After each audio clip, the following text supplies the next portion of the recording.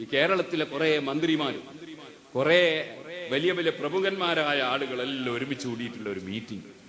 അതിൽ ആരുണ്ട് എന്ന് പറയുന്നത്? അതെ, അന്നത്തെ വ്യവസായ മന്ത്രിയായിരുന്ന കുഞ്ഞാലിക്കുട്ടി സാഹിബുണ്ട്. അങ്ങനെ കുറെ ആൾക്കാരുള്ള ഒരു വലിയ മീറ്റിംഗ്. ആ മീറ്റിംഗിൽ സുന്നികളുണ്ട്, സുന്നി അല്ലാത്തവരും. അപ്പോ സുന്നി അല്ലാത്തൊരു ചങ്ങാതി എഴുന്നേറ്റ് നിന്നിട്ട് പറഞ്ഞു, ഈ നിക്കാഹ് നടത്തുന്നതിന് അതിന് കാദിയാരൊന്നും ആവശ്യമില്ല, കാദിയാർ ആവശ്യമില്ല, ഒരു ചൊല്ലിക്കൊടുക്കലും ആവശ്യമില്ല. പിന്നെ ഞാൻ നിനക്ക് നിക്കാഹ് ചെയ്തു തന്നു വലിയ പറയണം, മറ്റേ ആള് ഞാനത് സ്വീകരിച്ചു എന്ന് പറയണം. മഹറുണ്ടെങ്കിലും മഹറും രണ്ട് സാക്ഷിയും വേണമെന്നേ ഉള്ളൂ. അങ്ങനെ ഒരു ചൊല്ലിക്കൊടുക്കൽ ആവശ്യമില്ല. അപ്പൊ എല്ലാം പ്രസംഗം എല്ലാം കഴിഞ്ഞപ്പോ നമ്മുടെ ചുള്ളിക്കോട് സഖാഫി ഉണ്ടായിരുന്നു, നമ്മളെ പ്രതിനിധിയായിട്ട് ആ മീറ്റിംഗ്.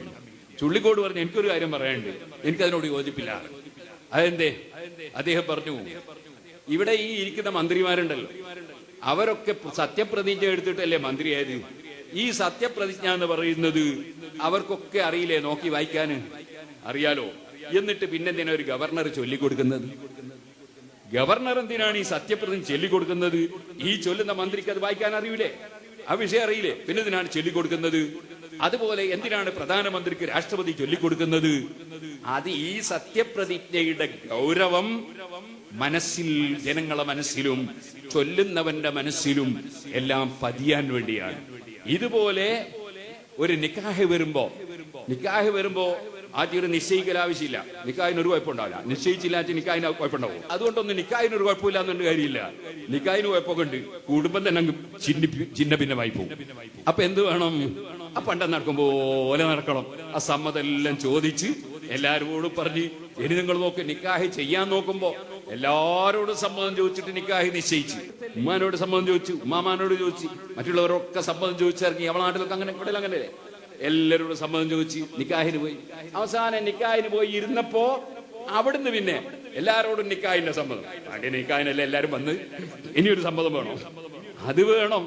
അങ്ങനെ തന്നെയല്ലേ നമ്മള് ആസ്പത്രിയിൽ പോയാലും ചെന്നൈന്തിനൊരു ഓപ്പറേഷൻ വേണമെന്നിട്ടാ വന്ന്, ഓപ്പറേഷൻ വേണമെന്ന് പറഞ്ഞാ വന്ന്, ഓപ്പറേഷൻ ഇന്നതാണ് എന്ന് പറഞ്ഞിട്ടുണ്ട്, അതിന്റെ സംഖ്യയും പറഞ്ഞിട്ടുണ്ട്, ഇത്ര ദിവസം ഇവിടെ അഡ്മിറ്റ് ചെയ്യേണ്ടി വരും പറഞ്ഞിട്ടുണ്ട്, ഇത്ര മണിക്കൂർ നീണ്ട ഓപ്പറേഷനാന്ന് പറഞ്ഞിട്ടുണ്ട്.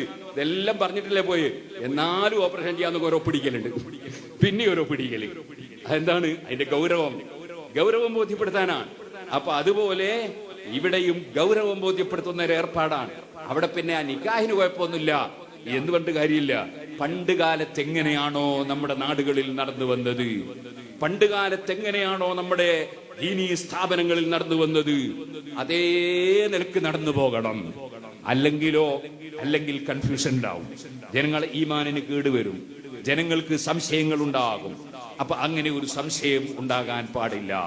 ഇതൊക്കെ നമ്മൾ ശ്രദ്ധിക്കേണ്ട കാര്യമാണ്. ഇപ്പോഴത്തെ ചെറുപ്പക്കാരുണ്ടല്ലോ, അവർക്ക് ഇത്തരം ബോധം വളരെ കുറവാ. അതിന്റെ ചോദിക്കാനാ, മറ്റേ എന്ത് പറയാനാ, അങ്ങനെ ഒരു ബോധം, അങ്ങനത്തെ ഒരു ചെറുപ്പക്കാരാകരുത്.